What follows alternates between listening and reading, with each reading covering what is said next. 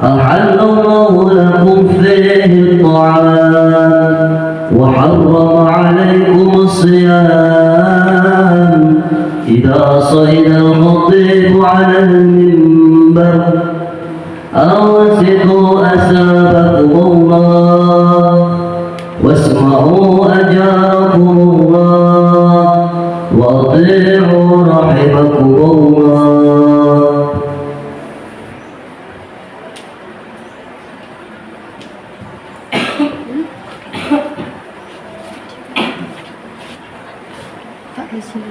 اللهم صل على سيدنا محمد اللهم صل على سيدنا محمد اللهم صل على سيدنا ومولانا محمد وعلى آل سيدنا محمد. اللهم قوي الإسلام من المسلمين والمسلمات والمؤمنين والمؤمنات الأحياء منهم والأموات وانصرهم على أعوان الدين. رب اختم لنا بهم بخير ويا خير الناصرين لهم برحمتك يا أرحم الراحمين.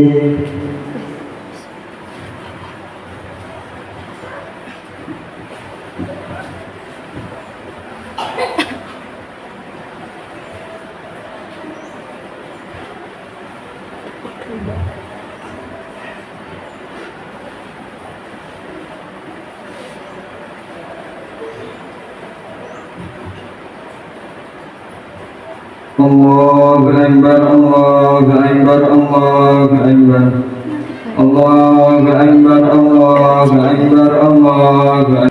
Innal hamdalillah nahmaduhu wa nasta'inuhu wa nastaghfiruh wa na'udzu billahi min shururi anfusina wa min sayyiati a'malina may yahdihillahu fala mudilla lahu wa may yudlilhu fala hadiya lahu.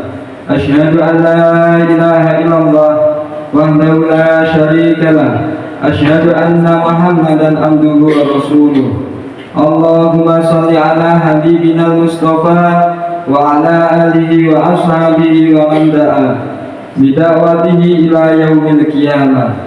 Qala ta'ala fi kitabihi wa huwa asdiqul qailin inna a'tainakal kautsar fasholli li rabbika wanhar inna syani'aka huwal abtar. Faya ibadallah usikum wa nafsi wa iyya bitaqwallah faqad fazal muttaqun. Alhamdulillah, pagi ini kita semua berkumpul untuk memperingati satu di antara sekian banyak hari-hari Allah. Hari-hari yang telah akan menjadi saksi tentang jiwa-jiwa suci yang telah berjuang menggapai ketinggian, tentang jiwa-jiwa yang telah memberikan kematian untuk mendapatkan kehidupan. Untuk itulah Allah memerintahkan kita untuk senantiasa mengingat hari-harinya, agar dengan begitu kita senantiasa menemukan pelajaran luar biasa untuk berjalan dan mendaki langit ketinggian. Dan hari ini yang kita peringati ini adalah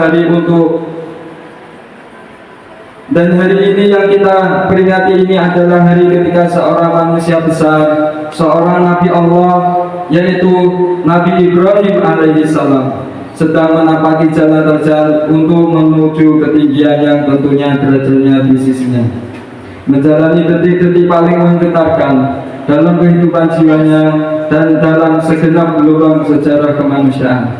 Saat-saat ia melampaui batas keraguannya dan memasuki wilayah keyakinan baru, di mana ia benar-benar memutuskan untuk menyembelih putra tercintanya, yaitu Ismail alaihissalam. Dengarkanlah dialog kedua anak manusia itu dan tiba kesepakatan besar, yaitu Bismillahirrahmanirrahim. Falamma balagha ma'ahu sa'ya qala ya bunayya inni ara fil manami anni albahuka fanzur madza tara. Qala ya abati if'al ma tu'mar satajiduni insya'allahu minas sabirin. Maka tatkala anak itu sampai pada umur sanggup berusaha bersama-sama Nabi Ibrahim, Ibrahim berkata, "Wahai anakku, sesungguhnya aku melihat dalam mimpi bahwa aku menyembelihmu. Maka pikirkanlah apa pendapatmu." Ismail menjawab, "Wahai bapakku, kerjakanlah apa yang diperintahkan kepadamu. Insya Allah aku akan mendapatiku termasuk orang-orang yang sabar." Quran Surat Shofat ayat 102. Tidakkah kita melihat betapa Sayyidina Ibrahim alaihissalam memanggil anaknya dengan sebutan bunayya, yang artinya anakku tersayang? Tidakkah kita melihat betapa Sayyidina Ibrahim alaihissalam bertanya kepada anaknya dengan hati-hati, "Cobalah pertimbangkanlah, bagaimanakah pendapatmu tentang itu?" Tidakkah kita merasakan betapa Sayyidina Ibrahim alaihissalam menyembunyikan pergolakan besar yang berkecamuk di relung hati? Tapi lihatlah betapa agungnya sang anak masih sanggup memanggil ayahnya dengan panggilan sayang. Itulah momentum pengorbanan paling akbar dalam sejarah manusia, dan itulah momentum kebesaran paling agung dalam sejarah manusia, dan itulah hari-hari Allah. Maka dengarkanlah Allah berkata kepada Ibrahim, Bismillahirrahmanirrahim. Wa idh qala Ibrahim rabbuhu bi kalimatin fatammahun qala inni ja'iluka lin-nasi imama qala min dzurriyyati qala la yanalu ahdi dzalimin. Dan ingatlah ketika Ibrahim diuji Tuhannya dengan beberapa kalimat, lalu Ibrahim menunaikannya. Allah berfirman, "Sesungguhnya aku akan menjadikanmu imam bagi seluruh manusia." Lalu Ibrahim berkata, "Saya mohon juga dari keturunanku, ya Allah." Allah berfirman, "Janjiku ini tidak mengenai orang-orang yang zalim." Quran Surat Al-Baqarah ayat 124. Dan dengarkanlah Allah berkata tentang Ismail alaihissalam, "Wadhkur fil kitabi Ismail innahu kana shadiqal wa'di wa kana rasulan nabiyya." Dan ceritakanlah wahai Muhammad kepada mereka tentang kisah Ismail yang tersebut di dalam Al-Qur'an. Sesungguhnya ia adalah seorang yang benar janjinya, dan dia adalah seorang rasul dan nabi. Allahu akbar, Allahu akbar, Allahu akbar. Begitulah kisah pengorbanan itu mengalir dalam sungai sejarah kemanusiaan. Sebab dalam sungai sejarah itu hanya ada darah dan air mata, tapi hanya itulah yang dapat mengantar setiap pribadi menuju menara kebesarannya, dan hanya itulah yang dapat mengantar setiap umat manusia menuju muara kejayaannya. Demikianlah akhirnya pengorbanan menjadi kisah panjang yang mengalir deras dalam sungai sejarah kemanusiaan. Dan lihatlah bagaimana putra Adam Habil mempersembahkan hewan terbaik yang ia miliki sebagai persembahan kepada Allah untuk membuktikan kedalaman ketakwaannya. Waslu alaihim naba'abna Adam bil haqq il qarraba qurbanan fataqabbala min ahadihima wa lam yataqabbal min al-akhar qala la aqtulannak qala innama yataqabbalu Allahu minal muttaqin. Ceritakanlah kepada mereka kisah kedua putra Adam, yaitu Habil dan Qabil. Menurut yang sebenarnya, ketika keduanya mempersembahkan korban, maka diterima dari salah seorang mereka dan tidak diterima dari yang lain. Qabil berkata, "Aku pasti membunuhmu." Habil berkata, "Sesungguhnya Allah hanya menerima korban dari orang-orang yang bertakwa." Quran Surat Al-Maidah ayat 27. Dan coba lihatlah betapa mirisnya perasaan ibunda Nabi Musa alaihissalam saat ia memutuskan untuk melepaskan bayi laki-lakinya yang terapung di atas sungai. Allah berfirman dalam surat Toha ayat 38 dan 39 yang artinya, yaitu ketika kami mengilhamkan kepada ibumu suatu yang diilhamkan, yaitu letakkanlah ia Musa di dalam peti, kemudian lebarkanlah ia ke sungai Nil, maka pasti sungai itu membawanya ke tepi supaya diambil oleh Fir'aun musuhku dan musuhnya. Dan aku telah melimpahkan kepadamu kasih sayang yang datang dariku, dan supaya kamu diasuh di bawah pengawasanku. Dan coba lihatlah bagaimana Nabi Yusuf alaihissalam harus mengorbankan masa mudanya di dasar sumur yang gelap, lalu dalam penjara yang begitu melelahkan. Bismillahirrahmanirrahim. Qala rabbis sijnu ahabbu ilayya mimma yad'unani ilayhi wa illa tasrif anni kaidahunna asbu ilayhinna wa akum minal jahilin.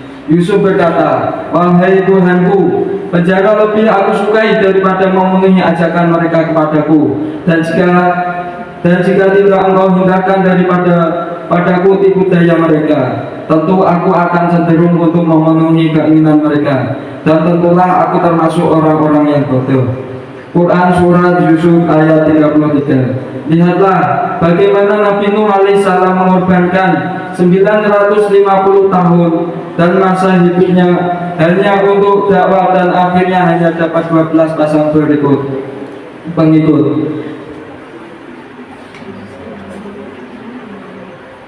Allah berfirman dalam Quran Surat Nuh ayat 1-9 yang artinya, sesungguhnya kami telah mengutus Nuh kepadamu, berikanlah kaummu peringatan sebelum datang kepadanya azab yang pedih. Nabi Nuh berkata, hai kaumku, sesungguhnya aku adalah pemberi peringatan yang menjelaskan kepadamu, yaitu sembahlah olehmu Allah, bertakwalah kepadanya, dan taatlah kepadaku. Niscaya Allah akan mengampuni sebagian dosa-dosamu dan menangguhkan kamu sampai kepada waktu yang ditentukan. Sesungguhnya ketetapan Allah apabila telah datang tidak dapat ditangguhkan kalau kamu mengetahui. Nabi Nuh berkata, ya Tuhanku, sesungguhnya aku telah menyeru kaumku malam dan siang, maka seruanku itu hanyalah menambah mereka dari kebenaran. Dan sesungguhnya setiap kali aku menyeru kepada mereka agar engkau mengampuni mereka, mereka memasukkan anak jari mereka ke dalam telinganya dan menutup bajunya, dan mereka tetap mengingkari dan menyombongkan diri. Kemudian sesungguhnya aku telah menyeru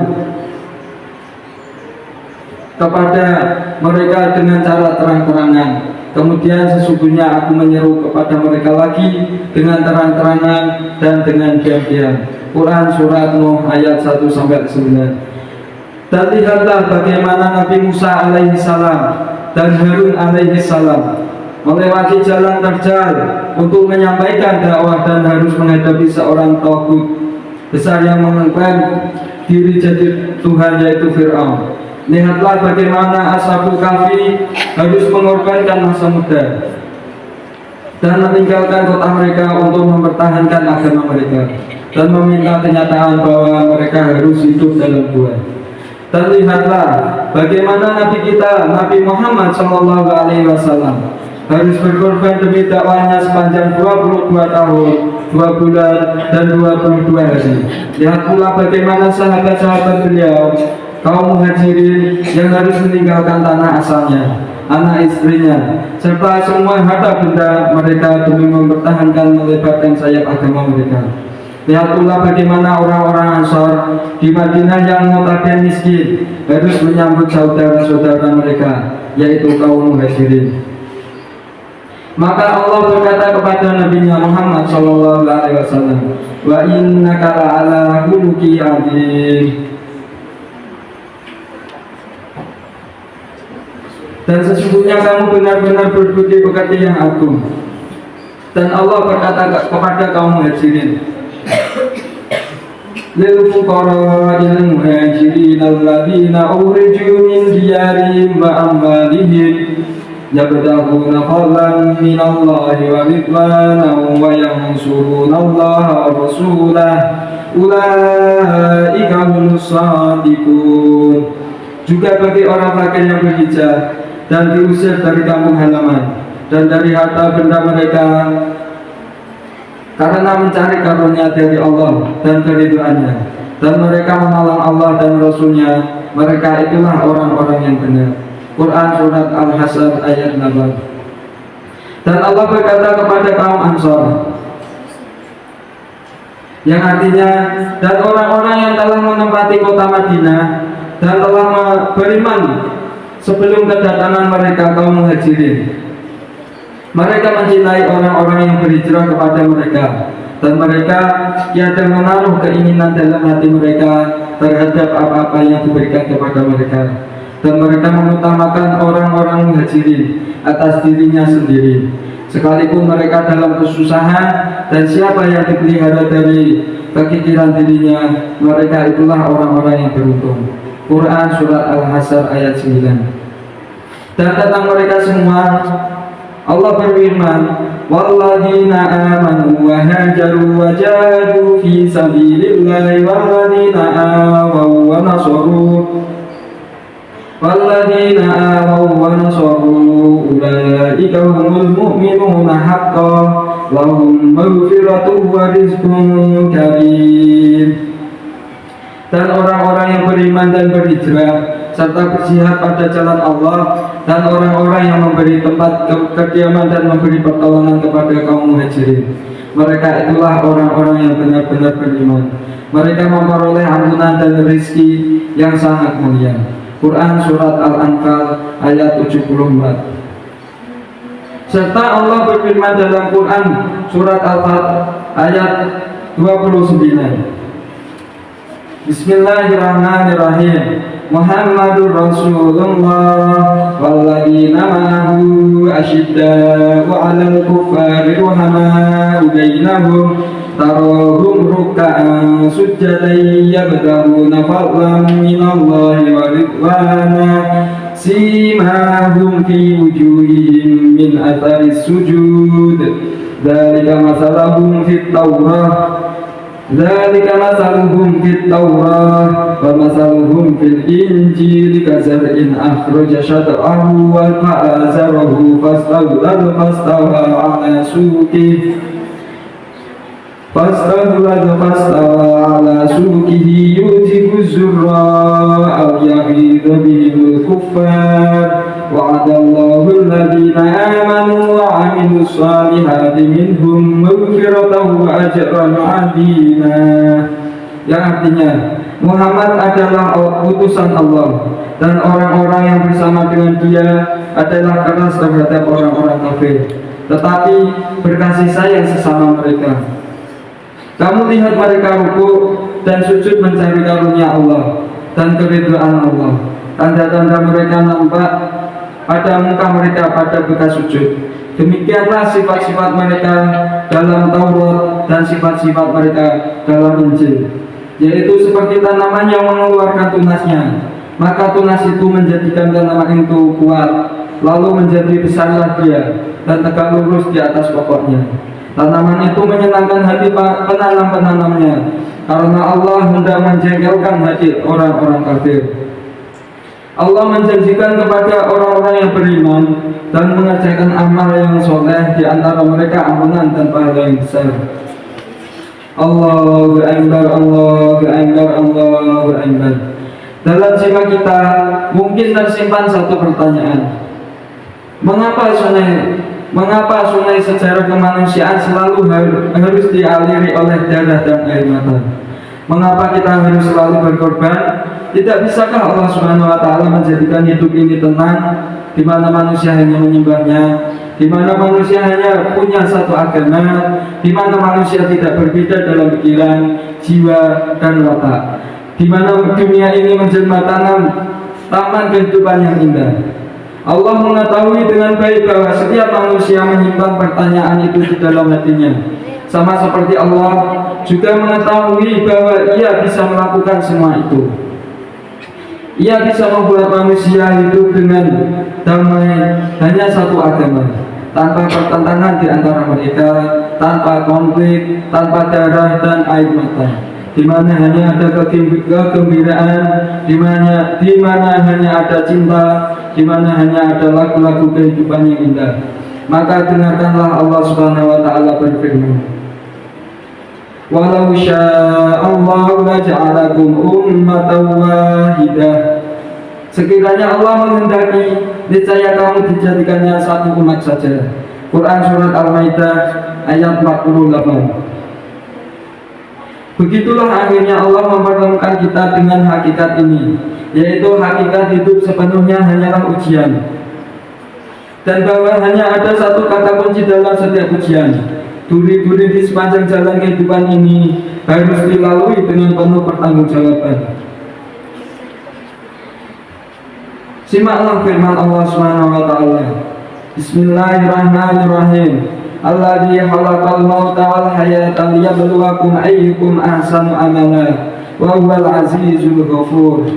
Yang artinya, yang menjadikan mati dan hidup supaya Dia menguji kamu, siapa di antara kamu yang lebih baik amalnya, dan Dia Maha Perkasa lagi Maha Pengampun. Quran surat Al-Mulk ayat 2. Tapi masih ada satu hakikat lain lagi yang membuat ujian kehidupan menjadi semakin berat dan rumit. Hakikat ini adalah Allah ternyata tidak menurunkan Adam dan Hawa sendiri ke bumi.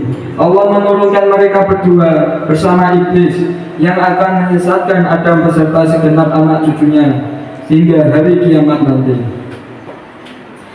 Selain iblis yang ada di luar diri kita, di dalam diri kita sendiri juga terdapat unsur setan yang dapat menjadi pusat pendorong kepada perbuatan jahat. Maka hakikat ini telah menjadikan panorama kehidupan kita akan senantiasa dipenuhi konflik antara kebaikan dan kejahatan, antara kebenaran dan kebatilan, dan antara tentara iblis dan tentara Allah Subhanahu wa taala.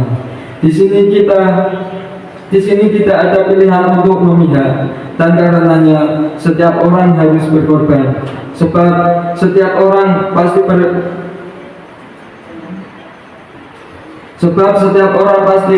terlibat dalam pertarungan abadi ini. Kalau seseorang tidak berada dalam kubu kebenaran, pastilah dia berada dalam kubu kebatilan, dan tidak ada kubu pertengahan. Allah berfirman dalam Quran surat Al-Baqarah ayat 36. Lalu keduanya digelincirkan oleh syaitan dari surga itu dan dikeluarkan dari keadaan semula.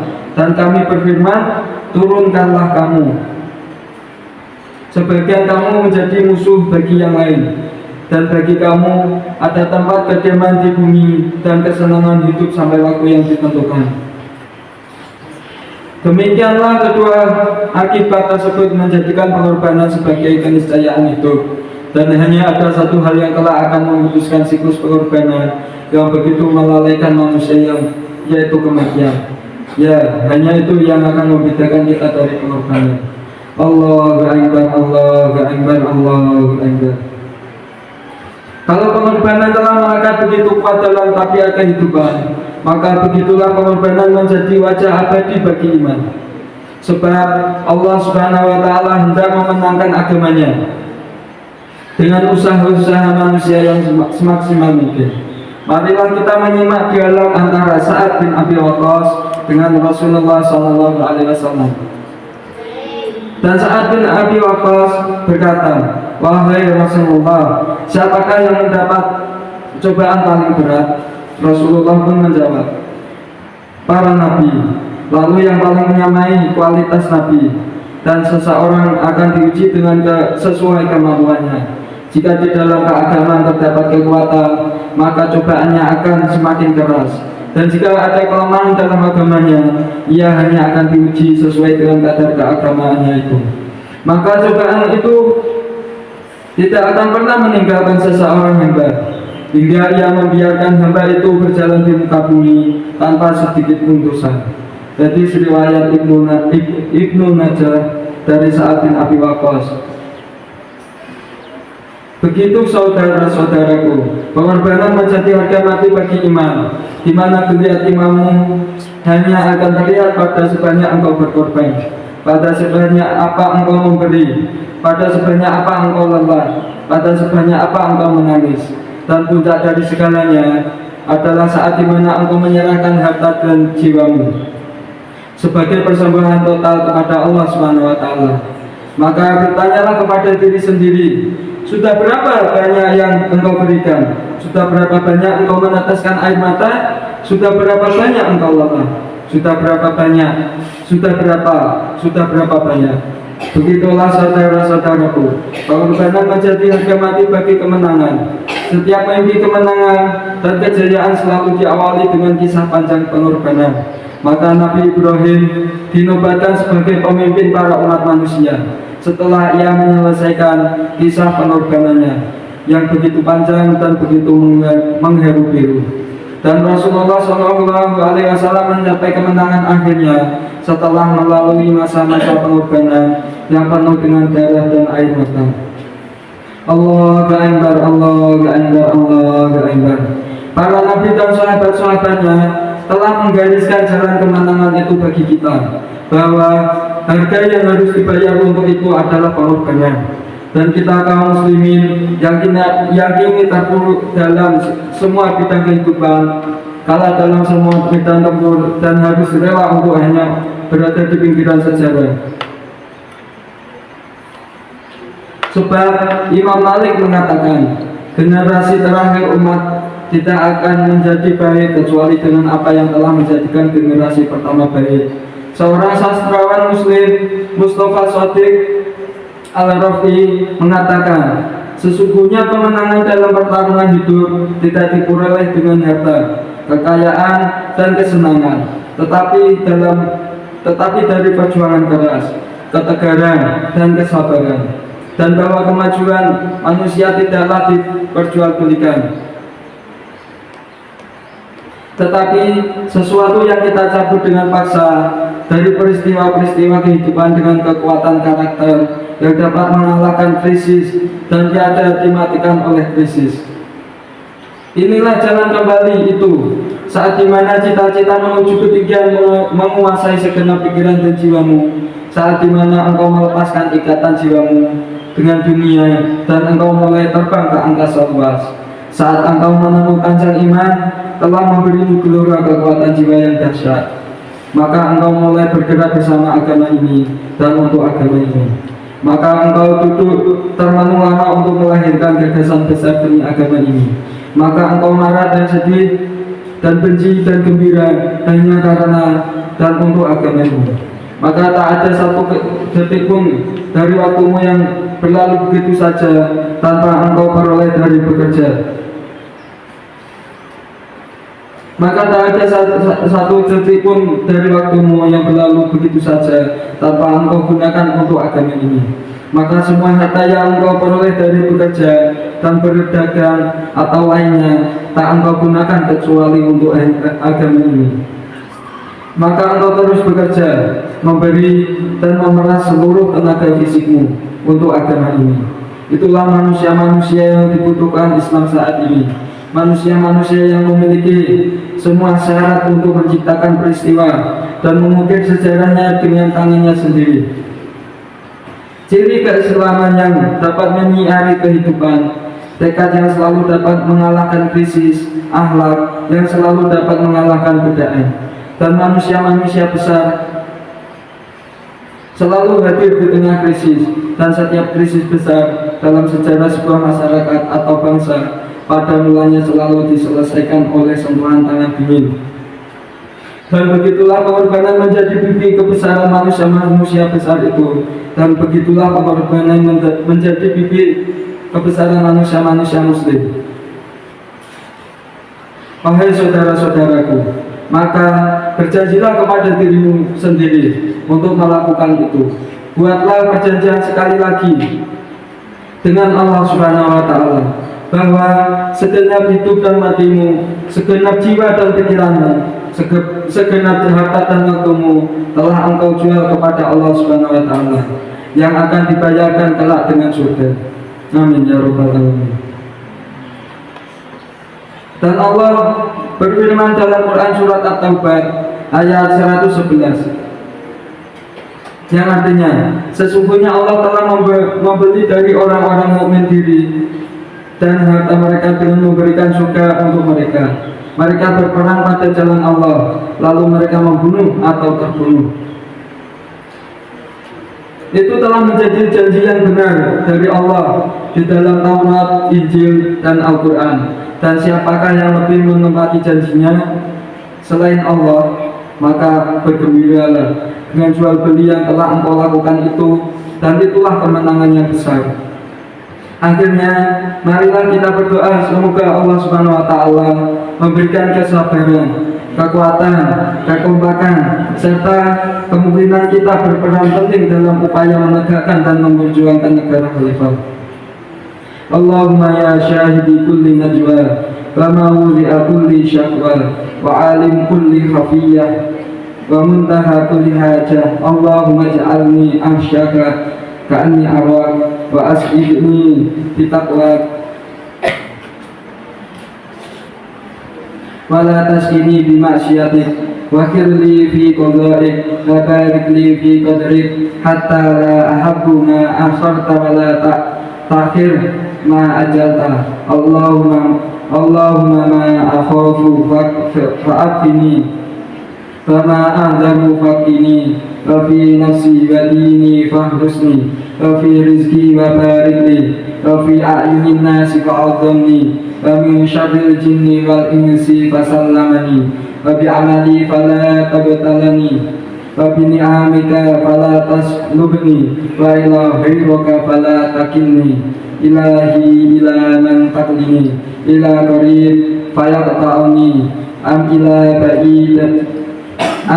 ba'iyatin fayatajahhamni am ila mustad'afina li wa anta rabbi wa maliku umri. Allahumma hadha haluna wa hadha dhafuna la yakhfa 'alaika dhahiru wa baina yadayk. Allahumma antal nusratik fi qiyami dawlatik wa tahrusu dinaka wa ummatan nabiyyik wa tawahhadat biha ka'ammata wahidah wa a'adha Allah biha majdaha wa adalla biha al-kafra wa tahyana. Allahumma a'idna fi idina al-qadim wal khilafah qa'im bi'idnik fi usrina hadha wa bi aydina. Wa sallallahu ala sayyidina Muhammadin wa ala alihi wa sahbihi wa barik wa sallim.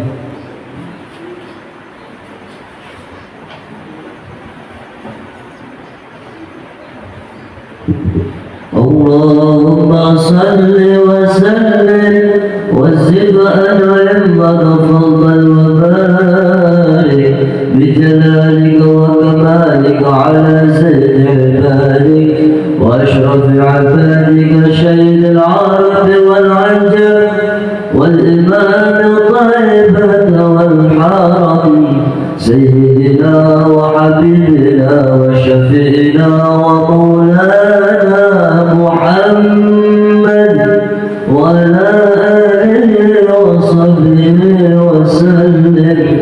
ورضي الله تبارك وتعالى عن كل صحابة رسول الله أجمعين والحمد لله رب العالمين. Allahu akbar, Allahu akbar, Allahu akbar, Allahu akbar, Allahu akbar, Allahu akbar, Allahu akbar, Allahu akbar, Allahu akbar. Alhamdulillahilladzi arsala rasulahu bil huda wa dinil haqq liyudhhirahu 'ala ad-dini kullih walau karihal musyrikun. Asyhadu an la ilaha illallah wahdahu la syarika lah wa asyhadu anna Muhammadan abduhu wa rasuluh. Allahumma shalli wa sallim wa barik ala nabiyyika Muhammadin wa ala alihi wa ashabihi wa man tabi'ahum bi ihsan ila yaumiddin. Amma ba'd. Ibadah Rahman, fa inni usikum wa nafsi bi taqwallah. Al-qail fi kitabihil Qur'an, ya ayyuhalladzina amanu taqullaha haqqa tuqatih wa la tamutunna illa wa antum muslimun. Wa'lamu anna Allaha amarakum bi amrin bada'a fihi bi nafsihi wa sanna bi malaikatihi bi qudsihi wa qala ta'ala inna Allaha wa malaikatahu yusalluna 'alan nabi ya ayyuhalladzina amanu sallu 'alaihi wa sallimu taslima. Allahumma ighfir lil mu'minin wal mu'minat wal muslimin wal muslimat al ahya'i minhum wal amwat.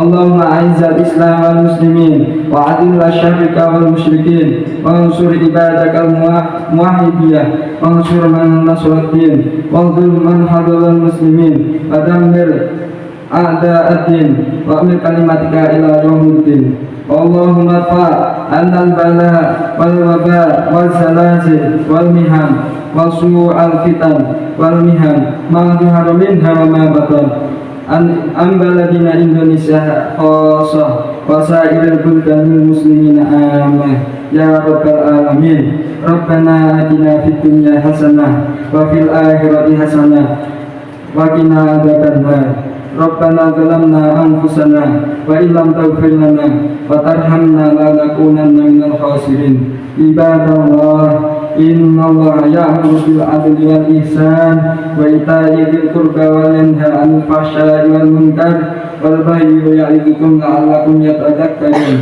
واذكروا الله العظيم يذكركم واشكروه على نعمه يزدكم ولذكر الله أكبر